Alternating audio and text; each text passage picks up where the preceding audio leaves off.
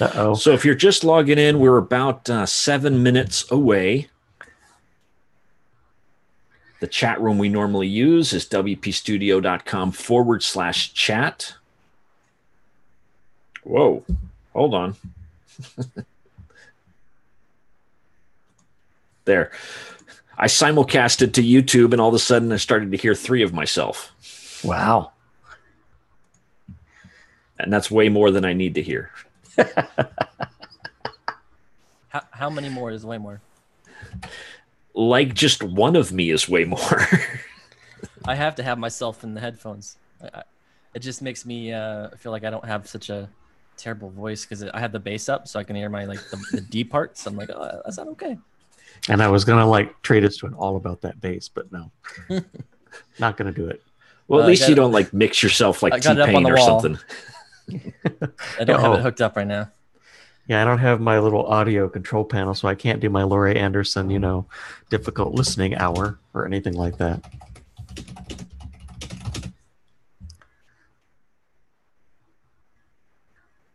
I could fake do it. But since we're broadcasting live, that might get really annoying. So we're just kind of hanging out here in the pre-show.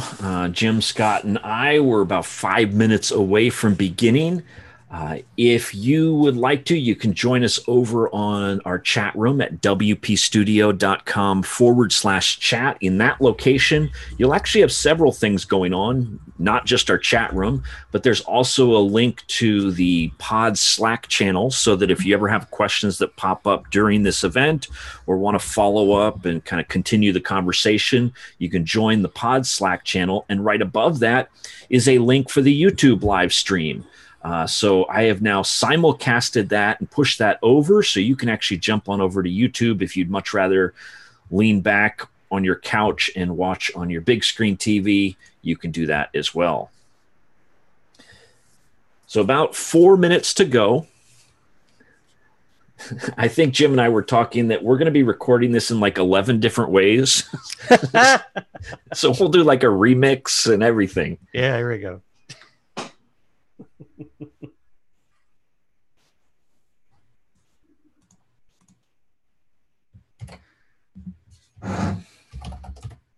Yeah, that's one thing I don't know on the ScreenFlow. How do you make sure that it grabs the audio from the Zoom as well, or from the Zoom meeting? On the latest ScreenFlow, there should be a record computer audio.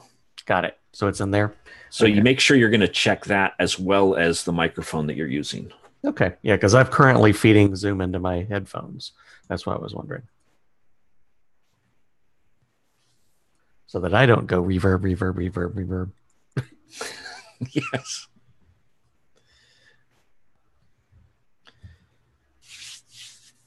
So as more and more people hop into the chat, you can onto the Zoom webinar, you can join us at our chat room for today at wpstudio.com/chat. Just so everybody knows exactly what we're going to do, there's just a tiny little introduction so that you know the logistics of where to go, where to ask your questions, what we're doing. And then we're going to just dive right into the live development. So you won't have to wait very long before you start seeing us make a mess of the internet.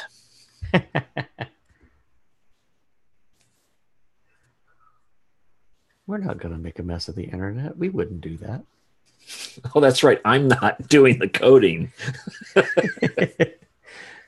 Yeah, I actually built the whole thing ahead of time first. Where'd you go, Scott? Did you mute? Yeah, I'm muted. I was just say if we found a bug, we'll just fix it live. Jim will keep going, and I'll fix it behind the scenes. Yeah, there you go. My current business card that I hand out at WordCamps has my title as Chief Code Breaker, because I'm quite good at that. It seems like anytime I feature some third party's plugin doing live internet training, I find interesting things that the plugin wasn't supposed to do. So if you just joined us, we're just a little over 2 minutes away from beginning. You should be looking at the WP Studio background logo, and hopefully hearing our voices. The chat room is over at wpstudio.com/chat. I'll continue to paste that into the Zoom chat room. You can join us over there for two reasons. One, that's a great place to ask your questions because most of us will be following along in that chat room. And there's also a place where you can click and grab the simulcast that's going off to YouTube right now. So it looks like a few of you actually already started watching on that simulcast feed.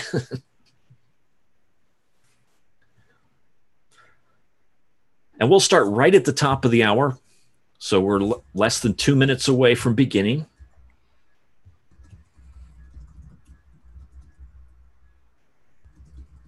If you have any questions that pop up, you can definitely ask them there in the chat room. If you are typing into wpstudio.com/chat, you are in the correct place. And if you see the WP Studio background logo, you're also in the right place.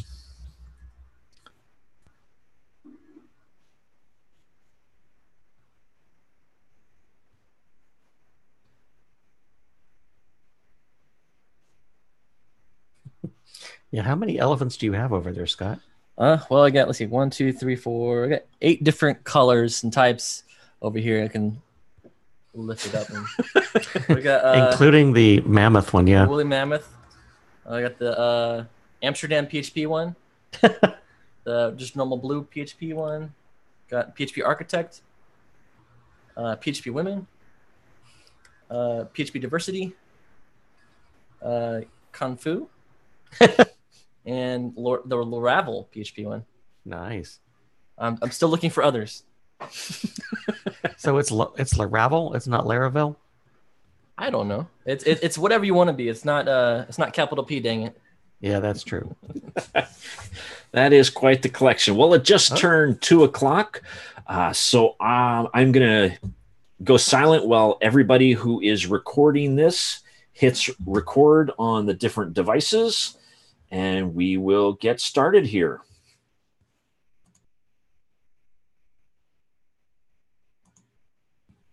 Bear with me 1 second. I'm still hitting record on a few of the devices. You should actually see the countdown on your screen. Well, good afternoon, everybody. Welcome back to another live WP Studio event. My name is Benjamin. I'm the professor, founder, breaker of all code things here at WP Studio. If you want to learn more about us, you can read it on the website. I don't have to go through that. You can find it at wpstudio.com. I do encourage you to join us over on the chat room. It's a free public chat room at wpstudio.com/chat. Over there is the place to ask your questions during the presentation. As well as you can get a link to the YouTube live simulcast that's also going.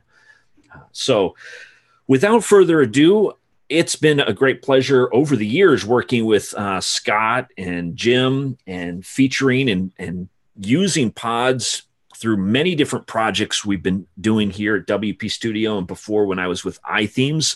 And so it's great to have them here to kind of talk about how to not only deploy, plan, build, and launch a pods-based project. And so Scott, Jim, welcome. And I just want to turn it over to Jim and you can take control of the video. Oh, thanks so much. Okay, I'm going to go ahead and share my screen too. Need to get that started. Well, Scott, you want to go ahead and introduce yourself while I'm doing that? Sure. My name is Scott Kingsley Clark, and I am, of course, the lead developer of the Pods project. We also have Jim here, who is one of the 3 main pillars to our team. Of course, Phil is one of our developers as well. But we are very excited to have this whole demo here because it shows off some really cool stuff, as well as something that's coming in Pods 2.7, which is one of my favorite things. It gets rid of the need for loop fields almost entirely, which is flexible relationships, which lets you add new related items at will right there from in the form. So it's going to be really cool stuff to see.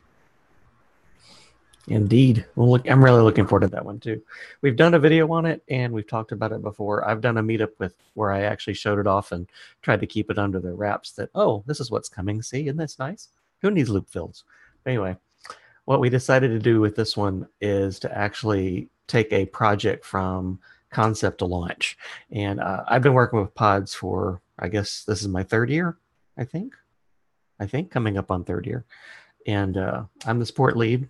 I'm the one that you typically deal with when you hop in our Slack chat and stuff like that. So we're going to ask quickly, how is this screen? Are you guys able to read everything on my screen comfortably? Do I need to make it a little bigger, smaller? Okay. Yep, it's a Google Drive doc. I'll be sharing it after the fact. We aren't going to do it now because I need to add in the JSON, et cetera, for our exports too. So it's all in one place and we can just publish it all at once. Okay, guys? All right. So our project that we're working from is basically going to be the Hercules training gym. Since Scott had to do the nice little Zero to Hero, I knew he was like channeling, the Zero to Hero and No Time Flat from the Hercules movie. I can't take the credit. I believe that was Benjamin's idea for the title. Well, there you go. Then it's Ben. Well, Ben, somebody did it. And I tend to take little ideas and run with them. So what we're going to actually be creating today is this website, the Zero to Hero Training Academy. The client has asked us for a staff page, so where they can actually, show off their staff members, and they wanted to be able to show like featured staff members and also their, their support staff or their cheering squad, the muses down here. They wanted to have a frequently asked questions page. They wanted a contact form, and they also wanted the contact form to be treated like a lead generation system, where when folks actually fill out the form, they go into a CRM that's managed inside WordPress, and the trainers can actually work from that. Now, what that means is we've also got a hidden little section that has the client list that only the people who are logged in, the trainers, can see. We also have pods managing the business hours and the business locations. So this is the project we're building today. So I'm starting with a pretty blank website. Has absolutely very little in it whatsoever. We've installed pods. We've installed the Pods Gravity Forms add-on, and we've installed Gravity Forms. This one is definitely using Gravity Forms. We work with other forms engines, and you can work with the Pods form shortcode. But for this particular demonstration, we're showing off Gravity Forms. The only thing I have done in the site so far is really just create the homepage. And since I actually, when I first installed this one, it was actually 2017. 2017 automatically throws in pages for you. So I took advantage of them. So I'm actually going to use their about page and turn that into our staff page, and the contact page and turn it into our contact us page. But that's pretty much all we have right now. So going back to our project list, since they need a staff listing, we're actually going to start with a staff listing. And this is one thing with WordPress when you're working with pods. You want to take advantage of what WordPress actually does for you automatically. No, Marianne, we're actually doing this on 2016 just because I like 2016 more. But what we're going to do is at the end of the theme of the podcast, I'm going to flip to another theme. So we're going to flip to 2017 and show you that you lose absolutely nothing from what you do with pods and pods templates. Okay. So what we're going to show you is that typically when you're working with WordPress and with pods and custom post types, you want to take advantage of what the theme and what WordPress automatically gives to you, which means you want to take advantage of things like the post title. You want to take advantage of the post content. You want to use the featured image if you need it. Little things like that, because those three items are automatically going to be handled and reflected in your theme automatically. And then all you really have to worry about is showing the content that isn't handled by your theme. So we're going to do two different kind of setups like that. We've got a frequently asked questions, which is, honestly, this is how simple frequently asked questions is going to be. We're going to have a question and an answer. The question is going to be the post title. The answer is going to be the post content. We're going to turn off everything else, and that's going to be your simplest pod to create. So we're going to hop in here to pods and create the frequently asked questions. We're going to do a create new. I'm going to create a custom post type. We're going to call it a FAQ. And you know what? Facts are facts. I'm going to leave them the same. I don't like pluralizing FAQ. I'm just weird that way. So when you create a post type, that's pretty much all it does. You have now created a post type that is using the post title and the content. I haven't turned on featured images or anything else. One other thing we do want to turn on, though, is we want to turn on the enable archive page, because we do want FAQ to go to a listing of all the frequently asked questions. So we're going to save this pod. Oh, and that was enable archive page right there. Okay, so now we hop into FAQ, and we're going to create one.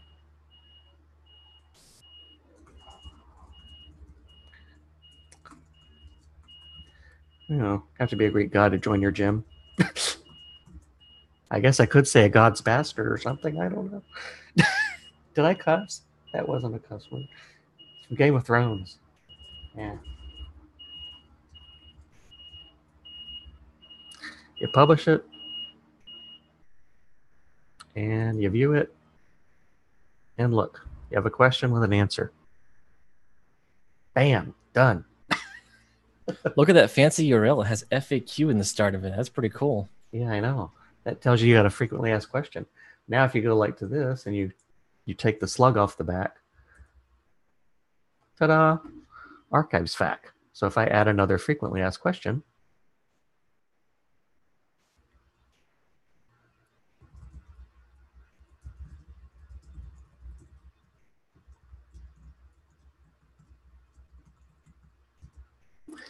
I guess I should talk while I'm typing, huh? I can do the talking if you want. Oh, during those little odd points like that when I go quiet? Sure. That'll work. This is one thing I never actually realized, but when you activate archives and you're looking at all your frequently asked questions, that little view FAQ will take you to the archives page. I have been working with WordPress for like 10 plus years. That's the first time I've ever noticed that. It's newish. I was wondering if it was. Yeah. But so like this, it's not a great layout. We could probably design something that looks a little better, yes. But to be honest, it works. And we're going to add that to the menu real fast. Will be a custom link.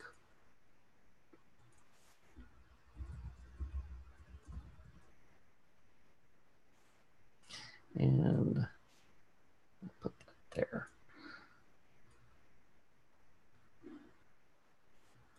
One part of our little project done. Okay, so now we're going to do some real stuff with custom post types. We're going to do a staff members. So we got two options here. I want to show you one nice little nifty thing that we do with pods.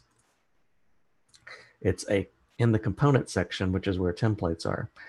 There's also this nice little thing called migrate packages.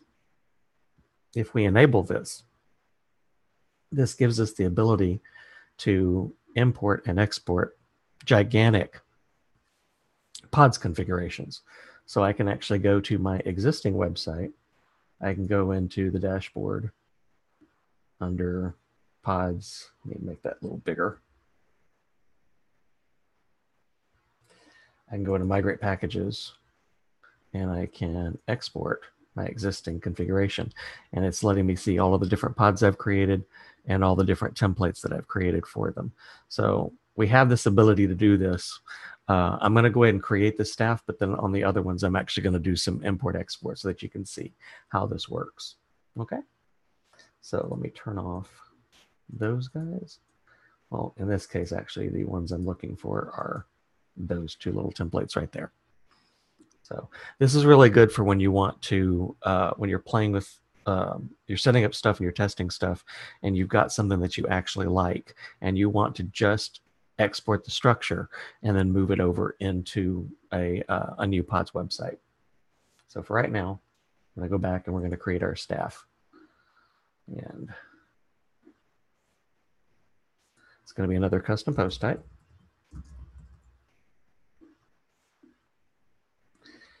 And I got to remember what all our fields are.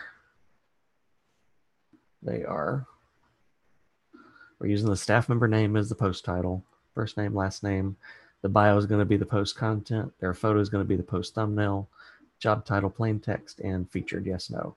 Because we want to make sure that some of the staff members can be elevated and escalated up to being, as a more personally highlighted. And Scott, while I'm doing these, if you want to, do you want to talk about the idea of possibly doing this as a extended user instead? Sure. Yeah. So a lot of people may almost instantly just decide just to make a user pod and add the fields there for the staff and list them as staff members that way. However, I'm kind of in the camp of, let's not give user access to every staff member who may not need to do anything on the website if they don't need to have it. So I like to just create another post type like this. And then I can actually, if we wanted to, we could have the post author field enabled on that pod, on the post type. And through capabilities and roles, we could give access to users to edit their own staff records. So we could still do a lot of the cool things, but not be as constricted of having every single staff member as a user, because that can get really crazy. And you may want to do a lot of different things there and draft things, and you can't really do drafting with users. So there's a lot of really cool things that are built right into post types that are very useful in these sort of use cases. And this is something we're actually going to do in our phase 2 of this, because we want to actually talk about using user roles and capabilities and the whole concept of authenticating users and letting them edit things on the front end. And that's going to be in our second part of this particular presentation, because this comes to our support a lot, where folks are actually asking us to, well, I want to do everything on the front end. Well, sometimes you don't want to do that. That's sometimes not always a great idea. And one of the primary reasons you don't want to do that is because you have to validate that the person should have that kind of access to do that. Okay, we have created our fields. Now I need to actually activate 2 additional things. I want the featured image, because we're using that.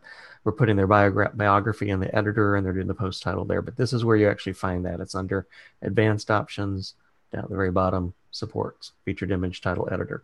I'm not enabling the archive on this one because I don't care about it in this case. I'm actually just doing one page to show off the staff.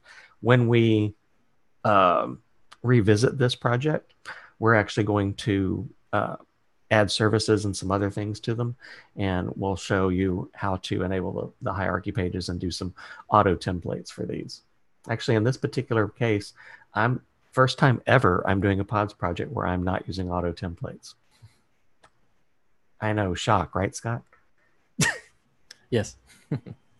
Oh, and we should probably also mention, it was really easy for Jim here to create these fields for this pod. He already knew what he was going to be building, because he had a scope, a document that he created ahead of time before starting any of the code to decide what he wanted to do for his project. So planning is step one. You really need to make a document, decide what you want on your content types, throw around some ideas, and as you go along, go back, revisit, and make revisions to that to make sure that everything is exactly as you're wanting. And when you get to the pod side of this, it's so much easier to just sort of just go through and add the things you want to do. And if things change, it's easy to do that on the fly with pods, because you can manage those fields and really kind of architect your whole site very, very easily.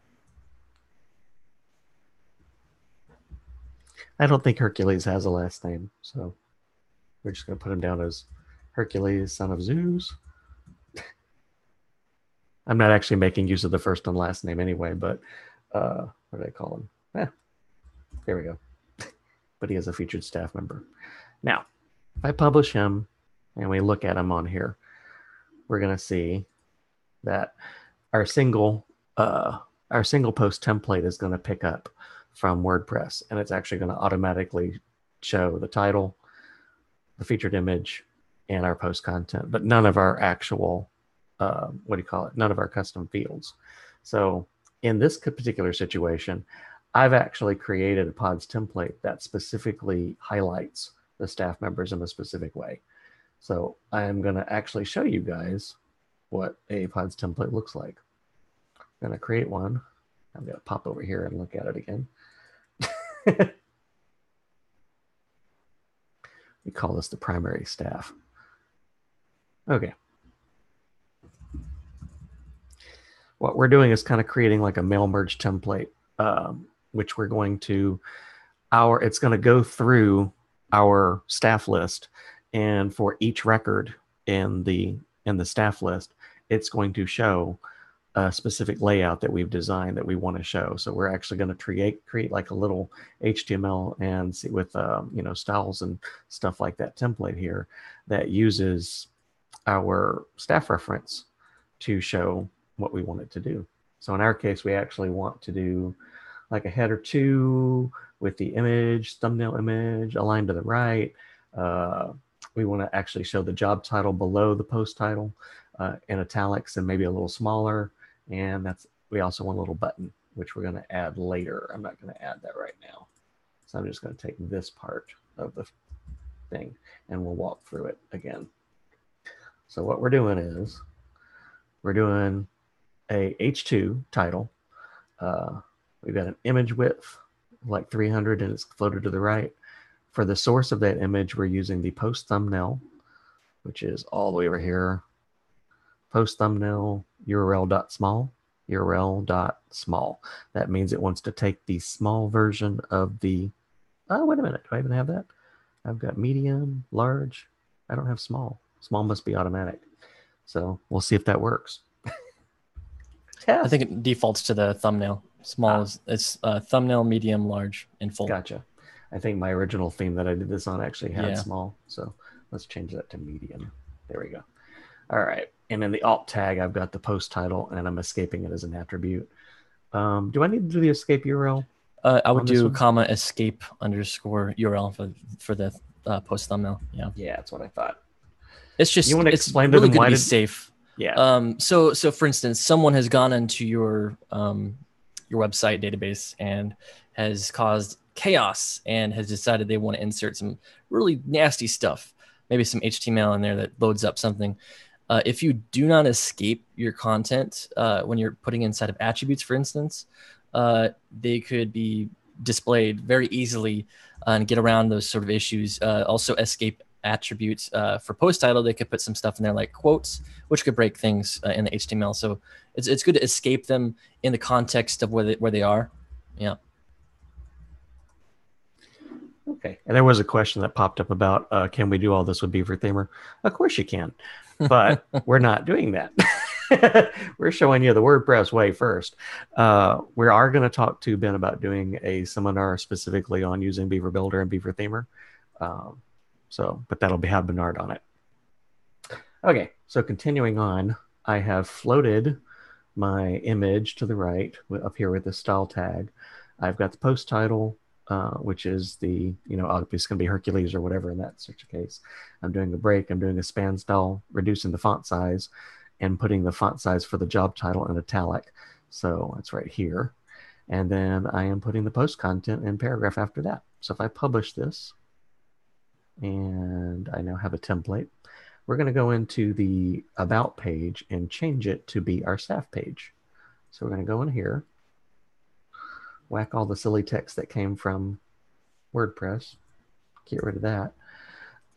I'm weird when I do short code, since I'm actually going to do a short code to do this.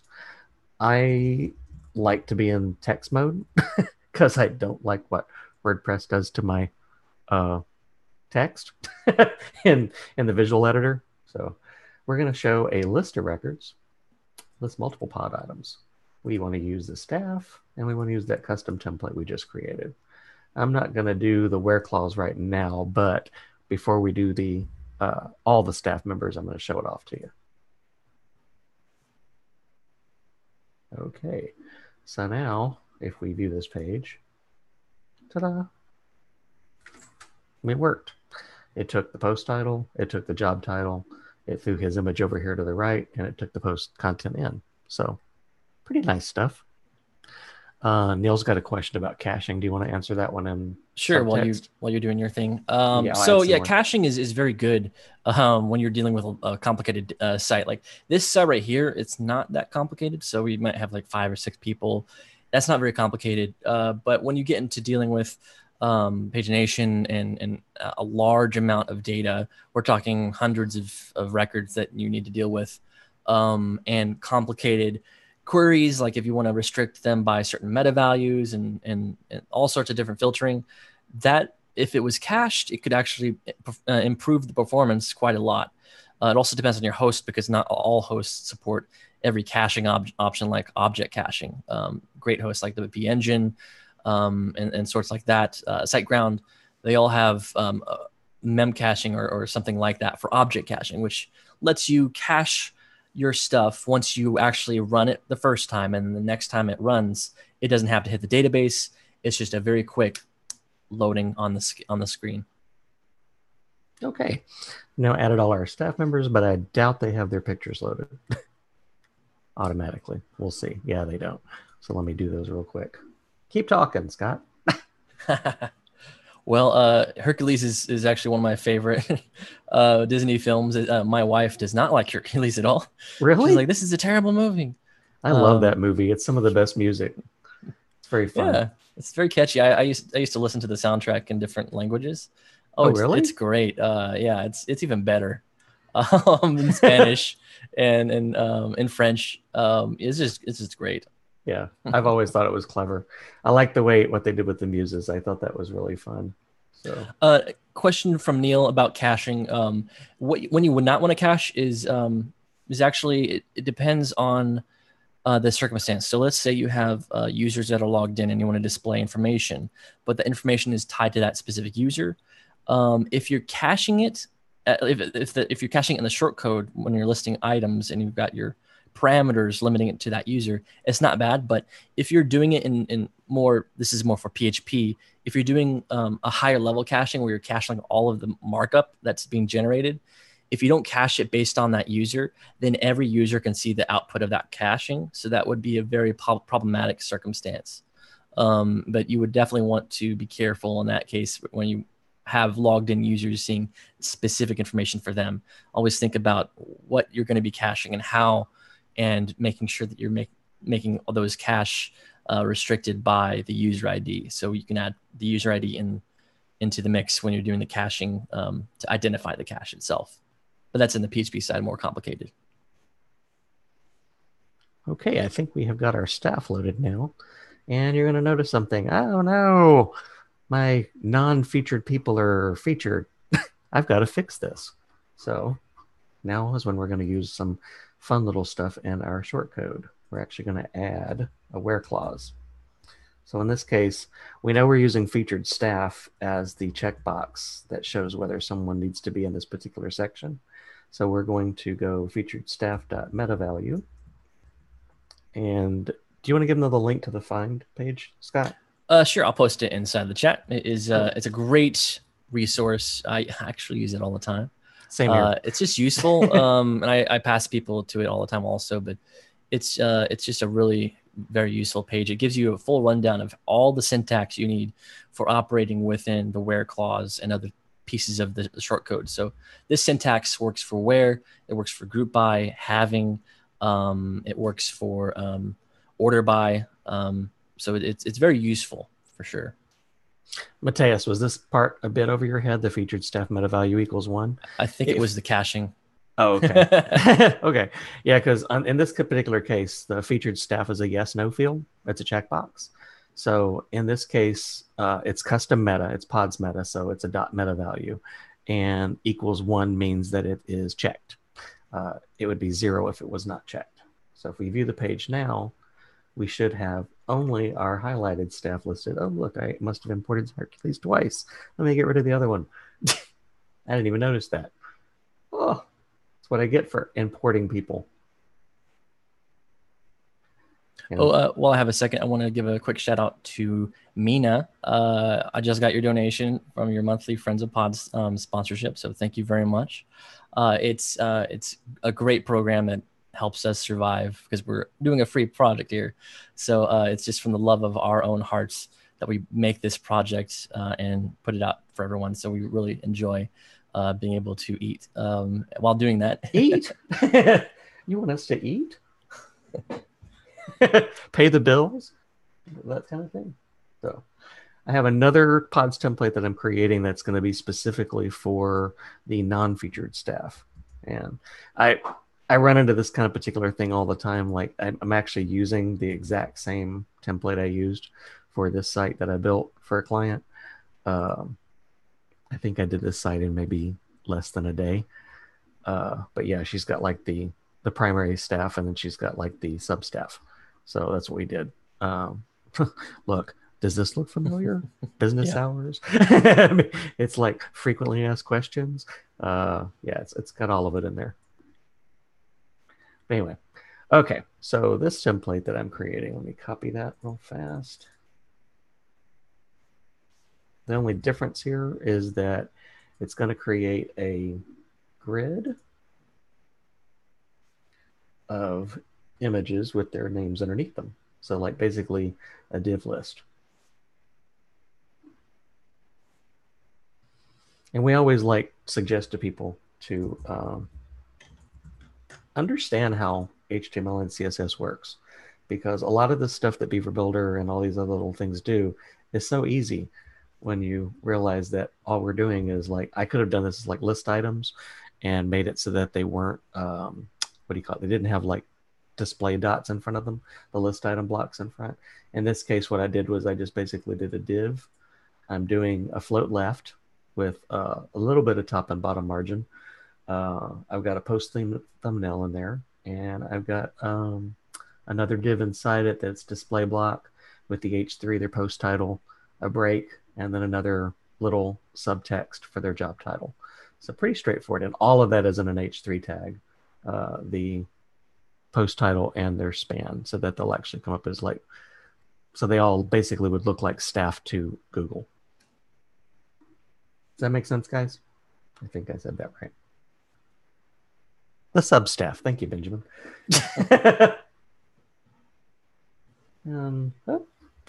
Duh. Have to add the short code for it, Jeb. What were you thinking?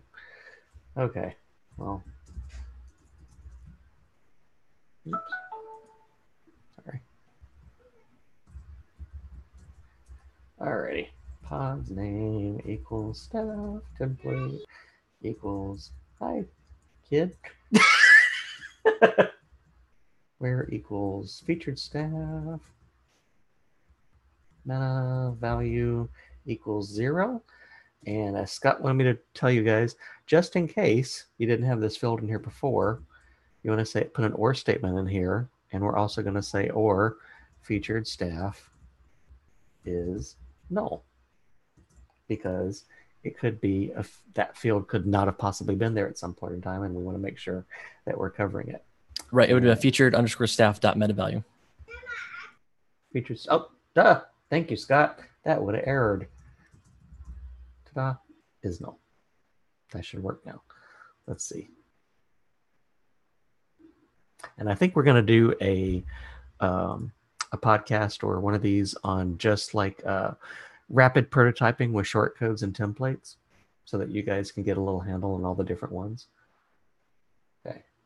Oh, I think it's because there. Now they're all 5 sitting side by side. My page was zoomed in too much. So now we have done the staff page. We've done the fact page. Man, we are moving along. Now we're creating a client CRM. So, and we're going to tie it together with a contact form. So we're doing pretty good. 30 minutes. Not bad, guys. And something we should probably note is that list of the fine ladies in that whole group there. That may not be in the order of maybe the credits inside the actual movie. So like if you wanted to reorder it, you could use a plugin like Post Types Reordering or Post Types Ordering. There's a number of plugins that do it, but basically you can drag around the staff members from the staff page itself. And then in your templating, in your shortcode there, you just add another parameter for order by. And you can say order by equals, quote, menu underscore order. And that would essentially order it in the order that you've chosen. So it's very useful to be able to do that. And for instance, if you had added someone who was not Hercules first, but they had a name that was alphabetically first, so it could be let's just call it Bart. So we got a Bart guy, and he's showing up first, but we know Hercules is the main deal, so we can use post-type reordering to do that. And we're actually going to be talking about a couple of interesting little things in here too, because I'm going to be adding a menu item to the site that we don't want our visitors to see. And it's going to be basically the client list, the CRM, because we're actually creating a post type here that's not going to be visible to anyone on the web. They aren't going to be able to search for it. They're not going to be able to query for it. It's not even going to have like any kind of like representation on the front of the site whatsoever. And it's for our clients, because our clients is going to be our lead generation system. And let me go in here and get my list of fields I need to add there. Ta-da. Okay. First name, last name, email, phone, and internal notes. Okay, got it. It's pretty straightforward. Oh, and we're also going to add a relationship field to this one too. Haha, forgot about that. So, first name.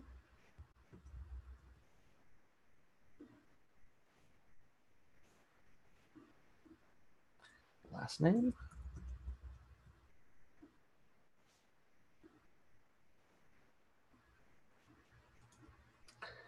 Email. Did I say email address or email? Email. Okay.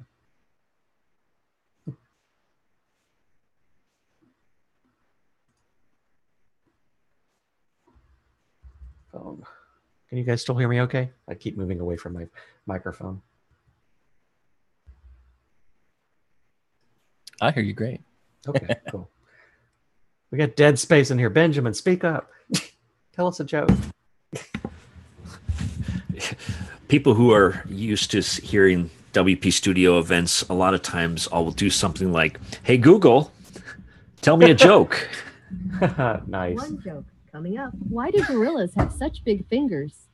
Because they have such big nostrils. And then you never know what's going to happen. So thank you for that little side trail. I was worried there for a second. Okay. That was good, actually. I like that. We're creating our relationship field now because we actually want to make sure that when these folks, when they come to your website, they're going to see like the featured staff at the top, and we want to link from the staff that actually sends them directly, kind of like a call to action that says train with Hercules or train with Philoctetes. And it's going to go straight to the contact form and automatically select that particular staff member. So we want to pass that information into our client form when we do that. Or if we're adding a client from a telephone call, we want to be able to assign it to a staff member very easily as well. So we're going to add our first relationship field, and we're going to select staff.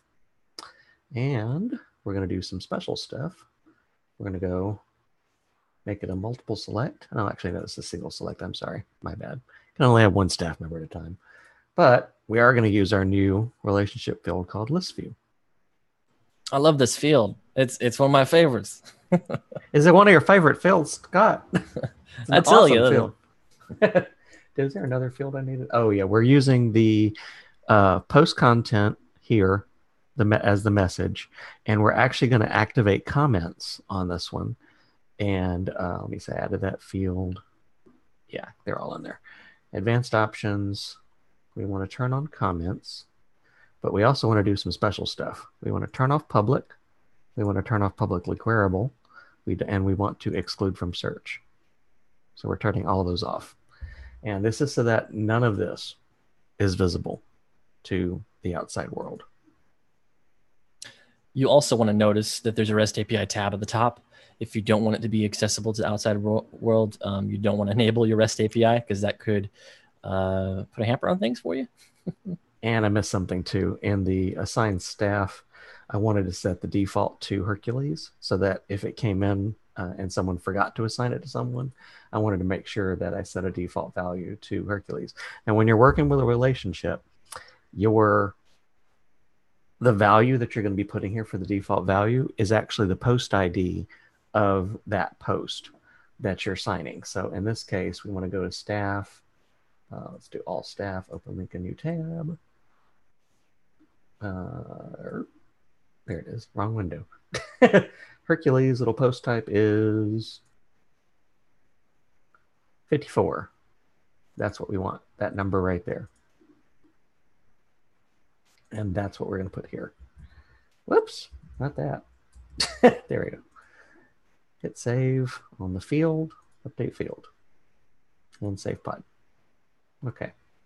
Now, we could go, like this. We could go into clients, and I could, clients, add a new client, and go, oh, Benjamin Vanderley called me. And he likes to go by Ben. He's got an email of Ben at wpstudio.com. And his phone number is, what's an area code out there, Ben? 703. 703. And we're going to go 555-1212 because that's the, the generic fake phone number. And look, he's automatically had Hercules selected as his staff member. But if we don't want to give him to him, we could give him to Melpomene. Or we could suddenly say, you know what? We're tired of all these Greek people. I want to add a new user here, or a new staff member. And we're going to add Scott Kingsley Clark. Scott Kingsley Clark. He's a leader of all things pods. And he's also a featured staff member. And I don't know if I got a featured image for him. Yes, we're going to make him a coffee cup for right now. Did I mention I love this field? Look at this. You're just doing this. You didn't have to go out of the screen. I didn't have to go over here to staff to do this. I just added a person just like that. Isn't that ridiculously awesome, people?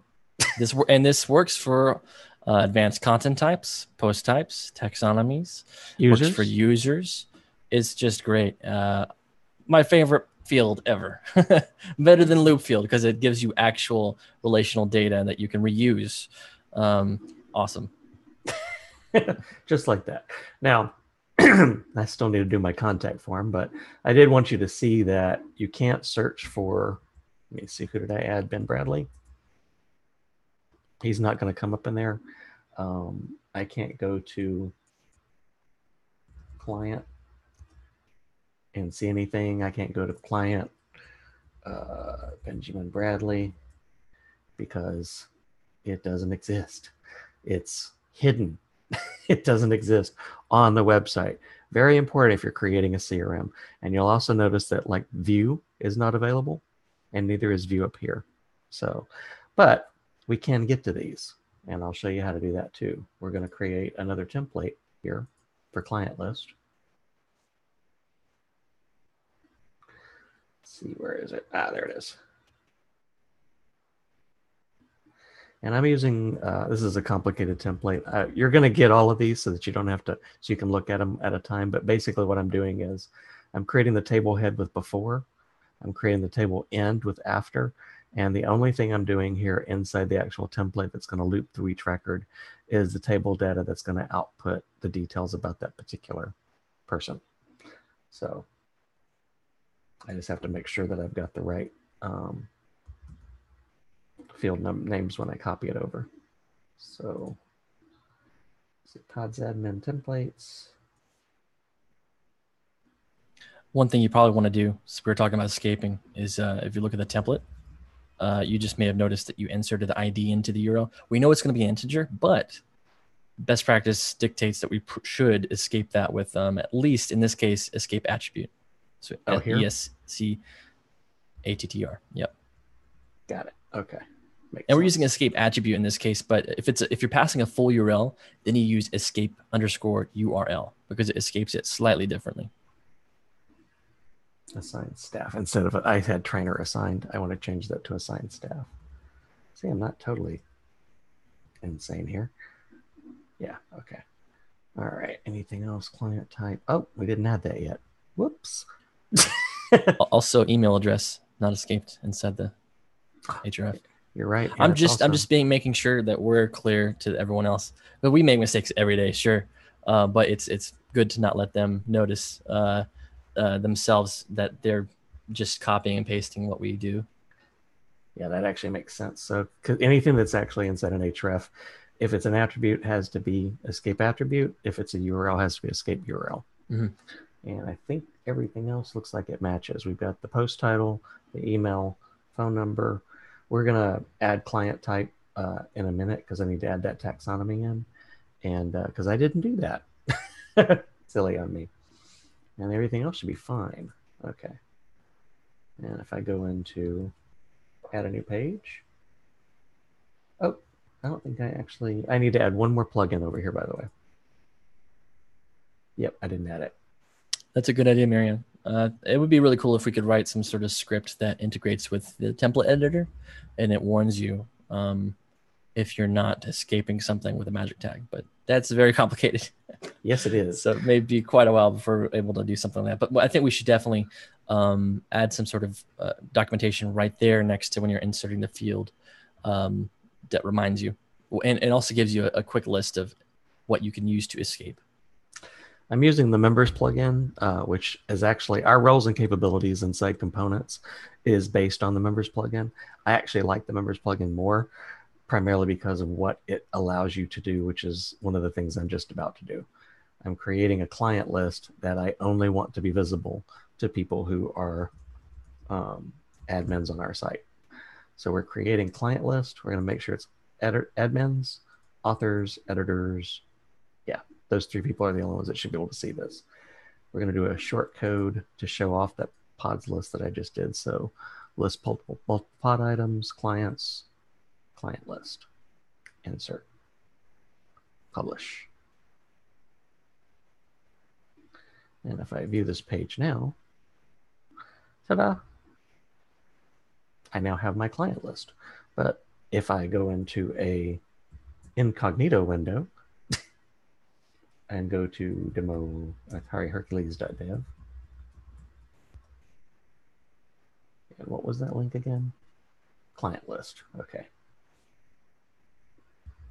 And if you're listing an email on a site, you can also escape it with an anti-spam bot. It's just all one word, anti-spam bot.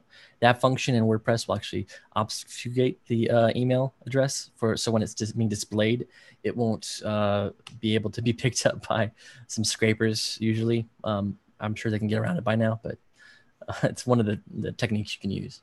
Okay. It's So built right in WordPress. we've hidden this page behind the permissions from members. So only if you're logged in can you see this and you're an admin. So now let me do some quick catch up here and add the taxonomy. And then we're going to do the gravity form to populate this thing. So I need to create a new taxonomy called client type.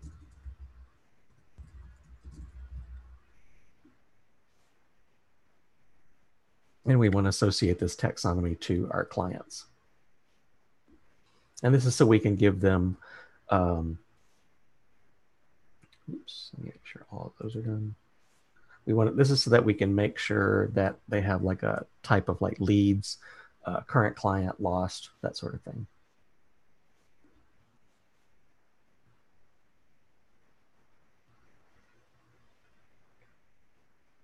How are we doing on time? We got 15 minutes. We should be okay. Sorry, I meant to mute myself when I coughed. No problem. So, did it finish? Yes, it did. Okay. There we go.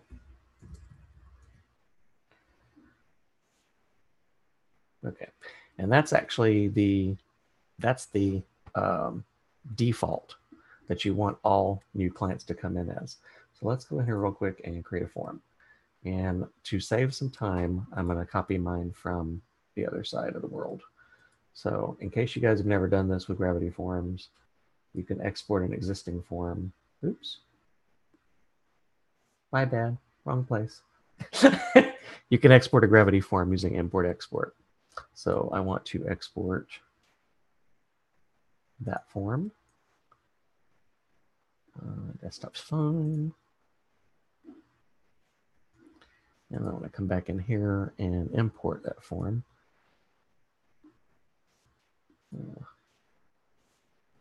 Something to note is export and import does not export and import the feeds that you create for pods. So That is that's something correct. you'll want to recreate whenever you bring it over.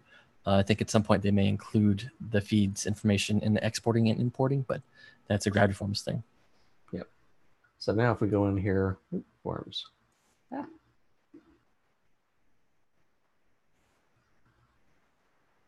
So my form's been created. So it has the name, the first and last name from the advanced fields. It has the email address, phone, the trainer to contact. And we want to put a default. This is where we're actually going to do something kind of unusual. We're going to actually populate this dynamically, but we also want to give it a default value. We want to do two things. We want to give it the default value of Hercules, which was the particular trainer that we want to be always be the default. But we also want to have the field potentially be populated dynamically. So like I can add a button on Philoctetes or Hercules that says train with Hercules, train with Philoctetes, and it sends a link over to the contact form that actually automatically populates it with that particular trainer. What we're doing to do that is using a parameter name called trainer. And that's what we're going to use for allow field to be populated dynamically, parameter name equals trainer. What this means is we're doing a query value. So I'll show you what this means in just a second. Did you show them how to populate the list already? What do you mean? Well, the trainer to contact, it would populate. No, I'm going to go do that when I go into pod settings feed. So sure. Yeah, I wanted to show that piece off, and I'll come back to that in a minute too, because I've also added a hidden field for the leads, which is going to be client type, and I need to set the value. Let's see, client types, leads is, this one is the term ID. So we're looking for tag ID 4. It's right there. It's kind of hidden. That's 4. So that's fine. So what we're going to do is we're actually setting the client type lead as a hidden field on the form. So no one can change it. They just automatically come in that way. But for the trainer to contact, we need to set up our pods feed. Let me update this page real quick. There we go. Settings, pods. Oh, you're right. The feed did not come in, so we have to create it. Yay! Pods feed to clients. You're going to select the pod, clients. I mentioned it because I kind of assumed that it would, and I was testing with another person's export, and I was like, "Hey, your feed isn't here." Well, there you go. Like, so no, what we're doing is what we're doing is matching the pods field with the field from the form that it's going to be created from. So I got to do my first and last name. I'm actually going to set the post title down here as the full name of the client. Got email, phone. Assigned staff is going to be trainer to contact. Still Hercules, okay. And I want to set the client types as client type. So I can probably do the publish. That's automatically going to do it. When the publish date will come in as the post date automatically, I believe. So once we do this, if we preview the field right now, you'll see that we have first name, last name. Look, all of our little staff members are in here automatically. Isn't that cool? But if we want to force one, what we want to do is add this form to contact. So go back to my pages. Contact. Move that hideous text there. Add a form. Get started. Don't need the title. Enable Ajax. Is it 1 or 0 on the tab index, Scott? I don't know. I'll do 1. I don't really do much with the tab index myself. If it works, great. If it doesn't, fix it. So, okay. If we view this page now, it should have our contact form in it, and it's by default, it's showing Hercules. If we now want to override that, we can go trainer equals, and let me find one of those trainers. Let's see, trainer staff members. Philoctetes, let's do Terpsichore. She's 145. Post ID 145. See that 145 there? So if I go trainer equals 145, that is this particular query value, which is the default parameter. It's a get value of trainer that I used on that form, is passing over the ID and using that to automatically populate that particular field. Okay, so now you're going, Jim, but Jim, that's a lot of information. How do I do this automatically? But Well, Jim, I add it to the template to make my life a little easier. I just go like this. I go back into my pods templates and I add on primary staff a quick little line here, which I'm going to copy and paste from the other one because we are getting, I forgot all about the custom settings pages. When I was doing all this stuff, I've still got to do those. So we might have time. We might be okay. We'll see.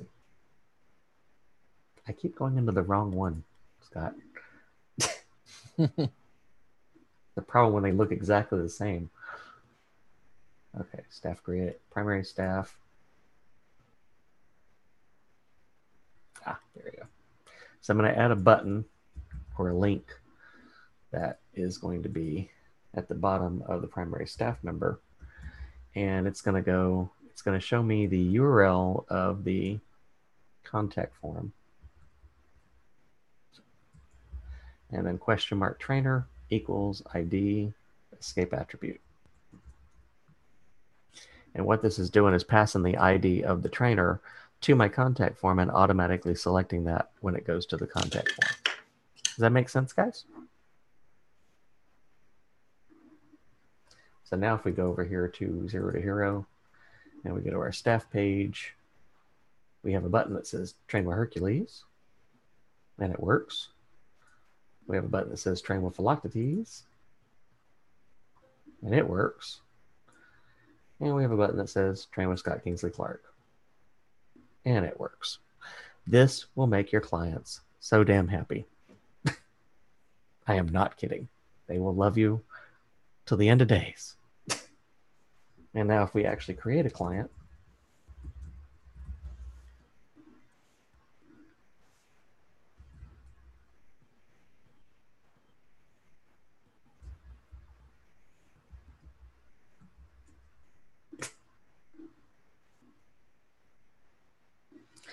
and then I go in here to my client list. Looky, I've been added as a lead. And all of that's in there automatically. Yeah, you can make it do that, because if you can pull in the related email address, Marianne, you can force it to go to the right place. We can show that in an advanced version. We won't be able to do it today, but we can do it on the next one, because the next version of this, we're actually going to be creating a ticket system. And we're going to want to have the ability to email both sides of the things using Gravity Forms. So.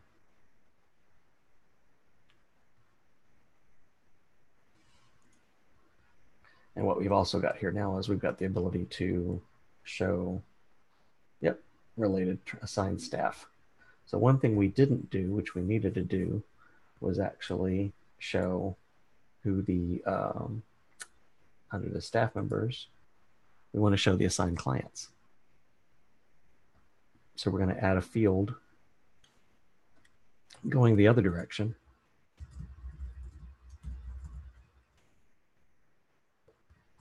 To clients.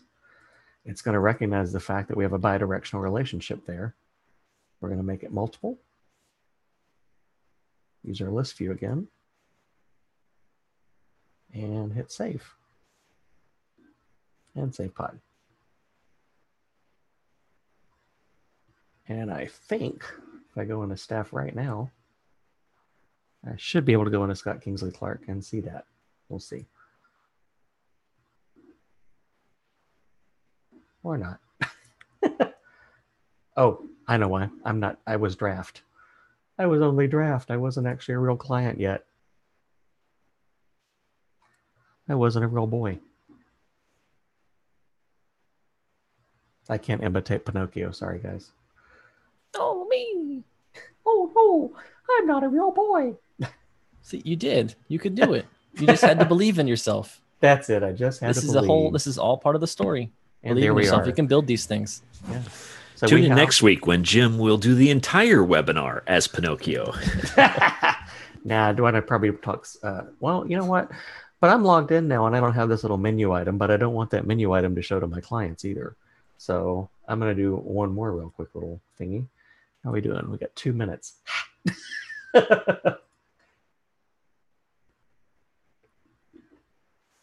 Tune in next week when we add the custom settings stuff.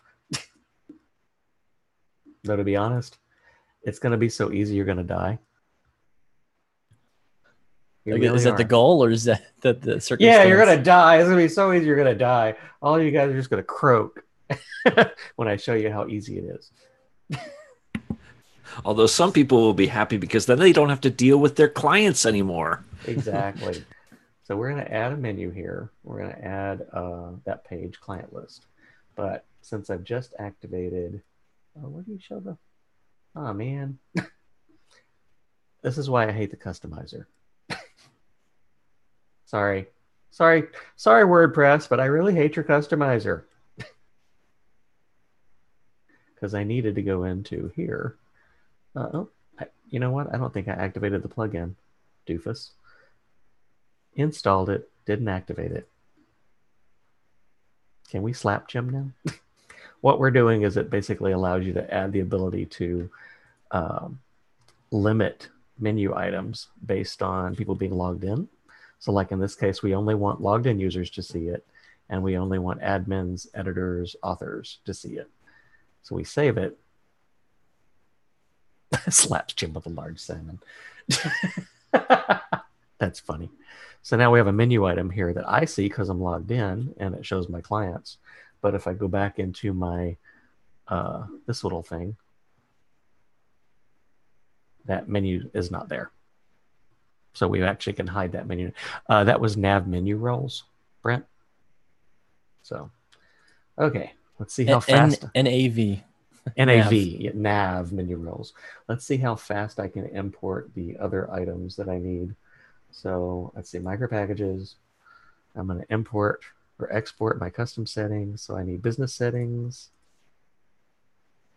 And I need the business hours and business details.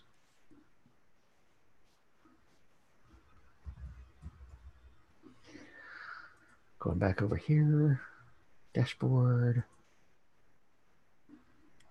pods admin, edit pods. Oops, migrate packages, import, continue. Business settings were created and 2 templates were done. Woohoo! And what you'll see is that we now have a custom settings page, which is all of these wonderful little fields that I defined here, which are the start and end times for your business. I've also got a business address, a business phone, and the Google Maps URL. I've also created 2 templates, which are going to be used in the widgets. So like if I go now into appearance, business hours, and location, I can set my start time.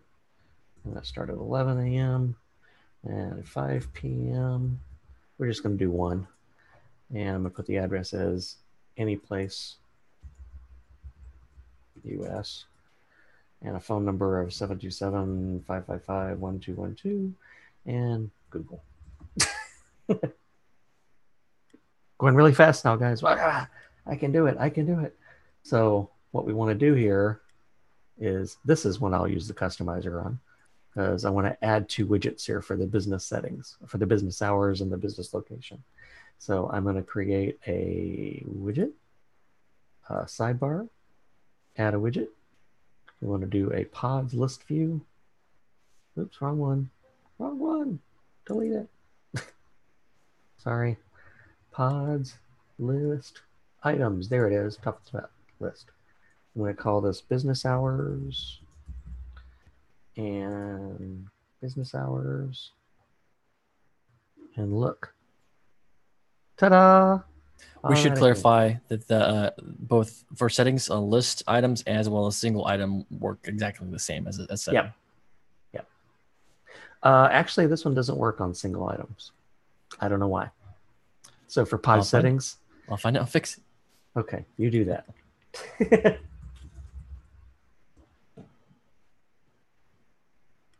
And you're going to get these two templates as well when you get the files. So Anyplace US on the phone. Ta-da! You've now done everything your client asked for. And now they have to enter all the content in. Yeah. So, all right, guys. How did you add the pod to the appearance section? He added a widget. Added it as a widget? Yep. Yeah. He had we have widgets for all of the things that you can do with the shortcode. Yeah. I think Tiff was also asking when you imported that pod, because it was a settings pod, it went into that admin dashboard on the left-hand side, the admin menu. Yep. That it just shows up in that. Yeah, it's true. When I did that import, what happened is it created this, it pulled this particular pod in, and it pulled in these two templates, business hours and business details. And business details is basically just a simple URL with the address and the phone. And the business hours is a little more complicated. It is a if and else statement for each day of the week. And if the Monday doesn't have a value, the start date, if the Monday start has a value, it shows those two. Otherwise, it shows closed. And it does the same thing for each day of the week. So it's a pretty useful little thing. Once I figured that out, I use this on all of my client sites that I do. And one other little thing I wanted to show you was that we could change the theme and it wouldn't make one bit of difference. We don't lose anything.